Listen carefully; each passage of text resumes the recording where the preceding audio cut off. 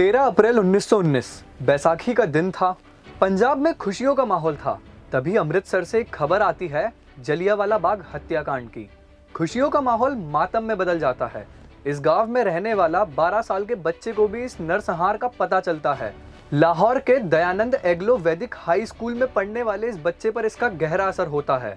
उसका खून खौल उठता है। इस उम्र का शायद कोई और बच्चा होता तो डर जाता और सहम जाता, लेकिन यह बच्चा अगले ही दिन लंबा सफर तय करके अमृतसर पहुंचता है और जलियांवाला बाग का वो खौफनाक मंजर अपनी आंखों से देखता है। मासूम और निर्दोष लोगों के खून से लथपथ मैदान की मिट्टी अंग्रेजों के अत्याचार की कहानी बयां कर रही थी। इस बच्चे ने वहां लहू से तर गीली मिट्टी को एक कांच की बोतल में भरकर अपने पास रख लिया।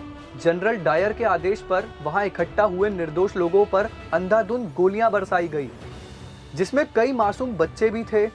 इस नरसंहार ने कई औरतों के मांग का सिंदूर छीन लिया तो कई मां की गोदें सूनी कर दी और कई बच्चों को तो अनाथ कर दिया। मिट्टी बोतल में भरकर वह बच्चा वहां से जब घर आया तो वह कुछ और ही बन चुका था। उसके दिलो दिमाग में आजादी की लौ जल चुकी थी और आगे चलकर वो लौ ज्वालामुखी का रूप लेने वाली थी। जी हाँ दोस्तों, मैं बात कर रहा हूँ शहीद आजम, मतलब शहीदों के सबसे महान सरदार भगत सिंह की। जलियांवाले बाग हत्याकांड का भगत सिंह पर गहरा असर पड़ा। 12 साल की उम्र में ही उनके सीने में आजादी की मशाल जल चुकी थी। भगत सिंह को बचपन से ही किताबें पढ़ने का बेहद ही शौक था। वह कार्ल मार्कस और लेनिन की लिखी किताबें पढ़ा करते थे, जिसका उनके जीवन और सोच पर गहरा असर पड़ा। कॉलेज के दौरान उन्होंने नौजवान भारत सभा की स्थापना की और आजादी के संग्राम में सक्रिय हो गए। असहयोग आंदोलन के दौरान भगत सिंह गांधी जी के विचारों से आकर्षित हुए, लेकिन 4 फरवरी 1922 को चौरी चौरा कांड के बाद गांधी जी ने असहयोग आंदोलन स्थगित कर दिया। भगत सिंह को यह रास नहीं आया और गांधी जी के साथ उनके वैचारिक मतभेदों के चलते वो चंद्रशेखर आजाद की गदर पार्टी में शामिल हो गए। ऐसा नहीं था कि भगत सिंह हिंसा के पक्ष में थे, बल्कि वह गांधी जी की उदार नीति के खिलाफ थे। भगत सिंह समाजवादी दृष्टिकोण के थे। उनका मानना था कि पूंजीवादियों द्वारा किए जाने वाले अत्याचार को रोकना चाहिए। 30 अक्टूबर 1928 लाहौर स्टेशन के बाहर साइमन कमीशन का विरोध प्रदर्शन चल रहा था, जिसका नेतृत्व राष्ट्रवादी और गरम दल के नेता पंजाब केसरी नाम से मशहूर लाला लाजपत राय कर रहे थे। विरोध प्रदर्शन का दमन करने के लिए ब्रिटिश पुलिस अधीक्षक जॉन स्कॉट ने लाठीचार्ज का आदेश दिया। ब्रिटिश पुलिस ने लाला जी पर तब तक लाठियां बरसाई जब तक वह लहूलुहान नहीं हो गए। लाला जी बुरी तरह घायल हो गए और उन्हें अस्पताल में भर्ती करना पड़ा। 17 नवंबर 1928 को अस्पताल में लाला लाजपत राय ने अंतिम सांसें ली। उनकी आखिरी शब्द थे, मेरे शरीर पर पड़ी एक एक लाठी ब्रिटिश सरकार के ताबूत में एक एक कील का काम करेगी, और हुआ भी कुछ ऐसा ही। लाला जी के बलिदान के 20 साल के भीतर ही ब्रिटिश साम्राज्य का सूर्यास्त हो गया। भगत सिंह और शिवराम राजगुरु ने लाला जी के खून का बदला लेने की कसम खाई। 17 दिसंबर 1928 को राजगुरु ने ब्रिटिश पुलिस ऑफिसर सैंडर्स को सिर में गोली मार दी। सिर में लगी एक ही गोली काफी थी, लेकिन भगत सिंह ने बाद में 3-4 गोली और मारकर रही कसर भी पूरी कर दी। हालांकि उनका टारगेट पुलिस अधीक्षक जॉन स्कॉट थे, जिन्होंने लाला जी पर लाठी चार्ज किया था, लेकिन गलतफहमी के चलते सैंडर्स को मार दिया। इस पूरे घटनाक्रम में सुखदेव थापर और चंद्रशेखर आजाद भी शामिल थे। सैंडर्स की हत्या के बाद HSRA ने पोस्टर चिपकाए, जिसमें लिखा था, आज दुनिया ने देखा कि भारत के लोग बेजान नहीं हैं, उनका खून ठंडा नहीं है, वे देश के सम्मान के लिए अपनी जान भी दे सकते हैं। हमें एक आदमी को मारने का दुख है, लेकिन यह आदमी एक क्रूर, घृणित और अन्यायपूर्ण व्यवस्था का हिस्सा था और उसको मारना जरूरी था। यह सरकार दुनिया की सबसे दमनकारी सरकार है।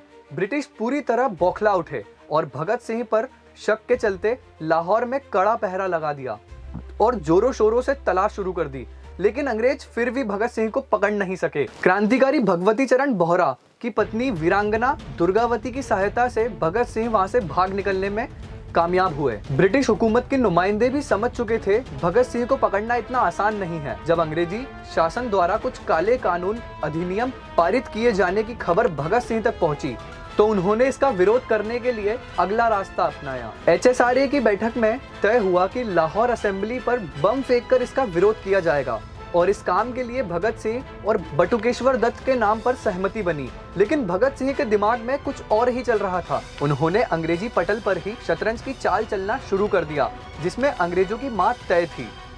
असेंबली पर बम फेंकने के बाद सरेंडर कर देने का प्लान भगत सिंह का था। चंद्रशेखर आजाद ने उन्हें ऐसा करने से रोकना चाहा, लेकिन आजादी की दीवानगी भगत सिंह के दिल और दिमाग में घर कर चुकी थी। आजादी को अपनी प्रेमिका मान चुके भगत सिंह को अपनी जान की भी परवाह नहीं थी।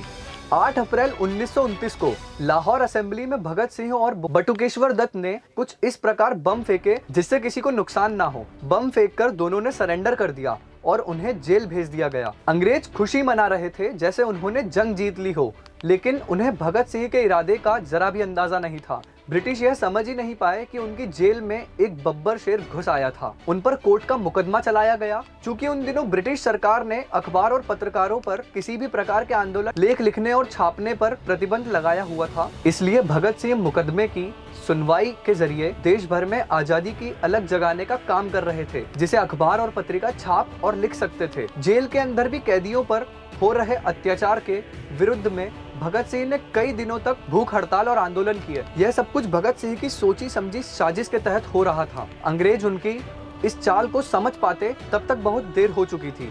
भगत सिंह ब्रिटिश सरकार के गले की वो हड्डी बन चुके थे जिसे वह ना निगल पा रहे थे और ना ही निकाल पा रहे थे।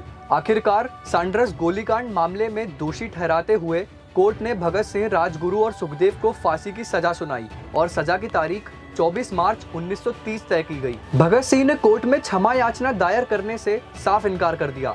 उनका कहना था कि मैं एक क्रांतिकारी हूँ, अपराधी नहीं, इसलिए उन्हें फांसी की सजा दी जाए या उन्हें गोली मार दी जाए। लेकिन अंग्रेजों ने इसे अस्वीकार कर दिया। भगत सिंह ने शतरंज की ऐसी चाल चली जिसमें अंग्रेज पूरी तरह फंस चुके थे। अब तक भगत सिंह अपना काम कर चुके थे, वे देश भर में क्रांति की मशाल जला चुके थे, इसलिए ब्रिटिश हुकूमत ने एक दिन पहले ही फांसी देने का फैसला किया।